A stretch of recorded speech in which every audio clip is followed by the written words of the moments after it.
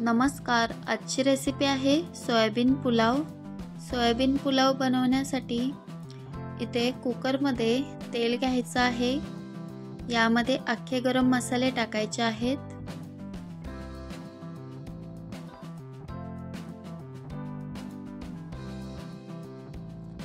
त्यानंतर यामध्ये कांदा टाकायचा आहे। कांदा अशा प्रकारे उभा चिरून घेतलेला आहे। त्यानंतर लसूण टाकायचा आहे आणि मिक्स करून घ्यायचं। कांदा व्यवस्थित परतून घ्यायचा आहे।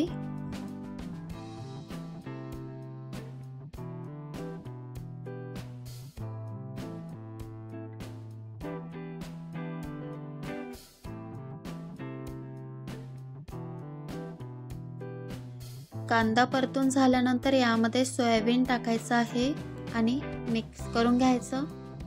2 ते 3 मिनिटे परतून घ्यायचं आहे। सोयाबीन 10 मिनिटे भिजवून घ्यायचं आहे आणि 2 ते 3 वेळा धुवून घ्यायचं आहे आणि यामधलं पाणी काढून टाकायचं आहे।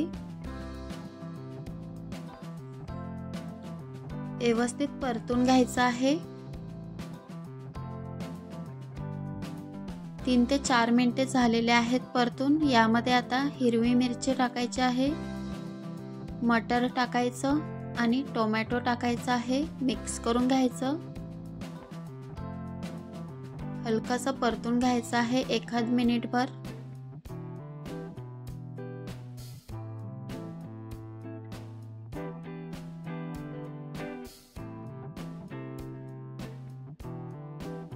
त्यानंतर यामध्ये मसाले ॲड करायचे। गरम मसाला टाकायचं, धने पावडर टाकायचे आहे, मिरची पावडर टाकायची आणि बिर्याणी मसाला टाकायचा आहे। मिक्स करून घ्यायचं।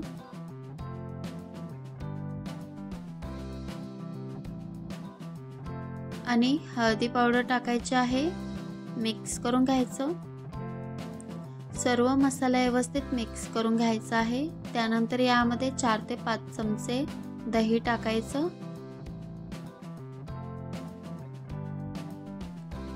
आणि मिक्स करून घ्यायचं आहे।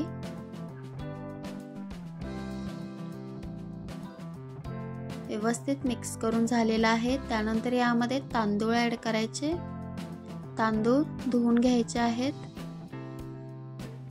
मिक्स करून घ्यायचं।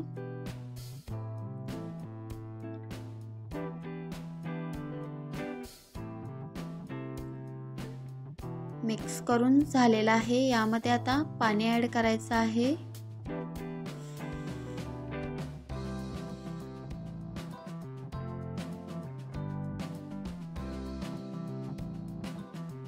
त्यानंतर यामध्ये चवीनुसार मीठ टाकायचं आहे आणि बारीक चिरून कोथिंबीर टाकायची। मिक्स करून घ्यायचं। त्यानंतर झाकण लावून 2 ते 3 शिट्या काढून घ्यायच्या आहेत आणि अशा प्रकारे सोयाबीन पुलाव बनवून तयार आहे। आणि तुम्हाला माझी ही रेसिपी आवडल्यास लाईक करा, शेअर करा व्हिडिओ। Thank you.